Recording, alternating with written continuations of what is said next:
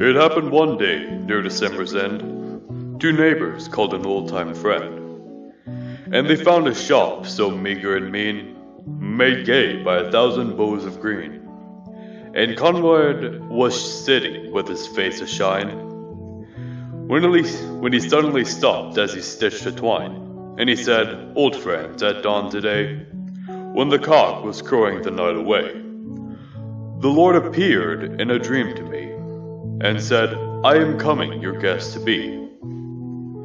So I've been busy with feet astir, strewing my shop with branches of fir. The table is set, and the kettle is shined, and over the rafters the holly is twined. And now I will wait for my Lord to appear, and listen closely, so I will hear his steps as he nears my humble place, and I open the door and look on his face." So his friends went home and left Conrad alone, for this was the happiest day he had ever known. For long since his family had passed away, and Conrad had spent many a sad Christmas day. For he knew with the Lord as his Christmas guest, this Christmas would be the dearest and best. So he listened with only joy in his heart, and with every sound he would rise with a start, and look for the Lord to be at his door like the vision he had a few hours before.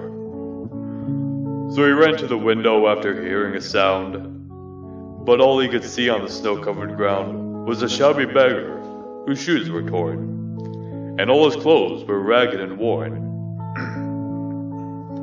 But Conrad was touched when he went to the door, and he said, "Your feet must be frozen and sore. I have some shoes in my shop for you, and a coat that will keep you warmer too." So with a grateful heart, the man went away, but Conrad noticed the time of day. He wondered what made the Lord so late, and how much longer he'd have to wait. When he heard a knock and ran to the door, but it was only a stranger once more. A bent old lady with a shawl of black, with a bundle of kindling piled on her back. She asked only a place to rest, but that was reserved for Conrad's great guest. But her voice seemed to plead, "Don't send me away. Let me rest for a while on this Christmas day."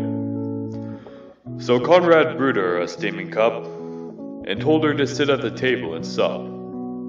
But after she left, he was filled with dismay, for he saw that the hours were slipping away.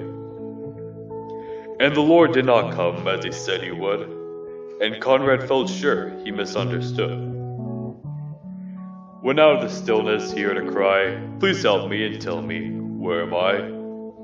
So again he opened his friendly door, and stood disappointed, as twice before.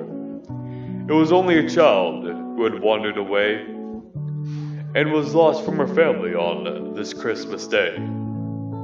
Again Conrad's heart was heavy and sad, but he knew he should make the little girl glad. So he called her in, and wiped her tears, and quieted her of all her childish fears.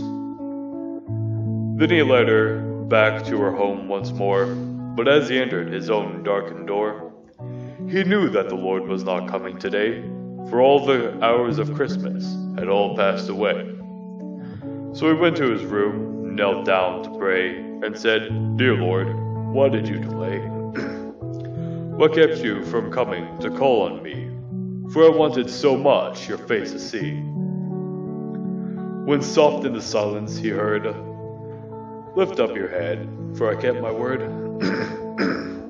3 times my shadow crossed your floor, and 3 times I came to your lowly door.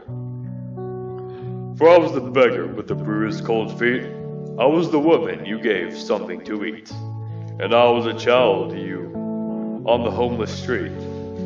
3 times I knocked and 3 times I came in, and each time I found the warmth of a friend. Of all the gifts, love is the best. I was honored to be your Christmas guest.